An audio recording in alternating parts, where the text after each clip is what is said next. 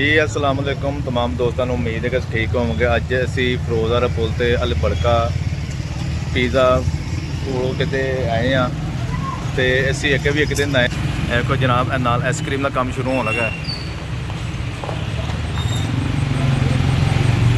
तो असी पिछले दिन चाहे शुएब भट्ट साहब ने इतने खा किया तो कुछ शायद दोस्त भी आए हैं इतने तो इन्होंने पूछने की हाला साहब ने नाल दोस्त ने मलक साहब ने राणा साहब हमजा मुगल साहब अगे वो नाल मैनू बहन दो यार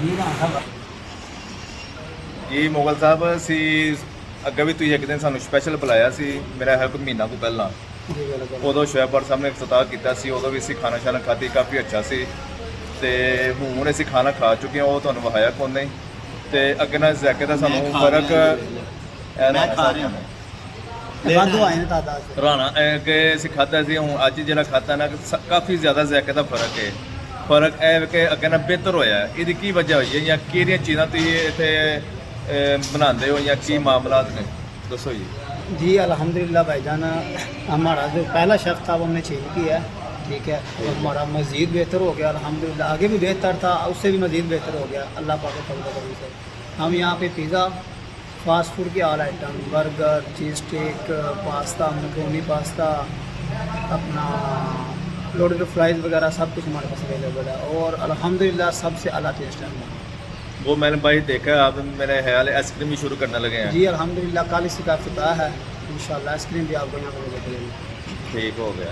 इसके साथ जनाब राणा साहब अब ये खा रहे हैं जी। राणा साहब तुहानू उदन ते अज तक टेस्ट का फर्क पिया कि नहीं पिया दसो। पहले तो जड़ा पहले दिन तो लैके 10 दिन तक इन्हों के टेस्ट बहुत फर्क सी, कोई मज़ा नहीं सी आ रहा। अच्छा फिर मैं इन्हों की दुबई वाली ब्रांच भी विजिट की सी तो मैं जनाब इन्होंने कहा वो शैफ इतने बुलाओ तो फिर तुहाडा काम सही होगा। इन्हें जनाब स्पैशली दुबईया वाला शैफ इधर लैंदा तो वो जनाब हूँ अल्हम्दुलिल्लाह टेस्ट ही टेस्ट पूरे गुजरांवाला च इन्हों के नाल दा टेस्ट कोई नहीं। अच्छा ए कंपनी है ब्रांड बाहर दा जी ब्रांडेड है सर, अल बरका तुम नाम ब्रांड मैं तो डेली खाना आ रहा होने। अच्छा जी मलक साहब जी राणा साहब सही कह रहे हैं जनाब, जो इन्होंने भुख लगती है इतने आ जाते अच्छा इतने की फ्री राणा साहब तो लग असल जी टेस्ट लग गया ना, बरका का टेस्ट इन्होंने लग गया। अज इन्हें सानू भी बुलाया टेस्ट चेक कराने से और असी टेस्ट किया, माशाल्लाह बहुत मज़ा आया जनाब, बहुत मज़ा आया जी जनाब।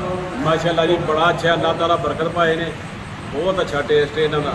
मैं बड़िया जगह तो खादा बर्गर फिंगर, लेकिन इन्हों का टेस्ट जो मैं अच्छा जी बिल्कुल इंजी गल है। अज असी भी माशाल्लाह काफ़ी ज़्यादा फर्क है। यह तुहानू जिथे बनता पे उत्थे भी लैके जाते हैं। आओ मुगल साहब तो रखो जब देखो भाई सफाई किन्ना सफाई का किन्ना खास हया रखते हैं।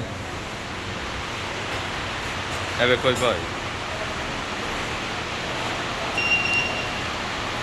माशाल्लाह सफाई का काफ़ी अच्छा फ़र्क है। सफाई तो बड़ी खास की है, सही की है, सफाई तो ही सारा कुछ मामला होता है सर।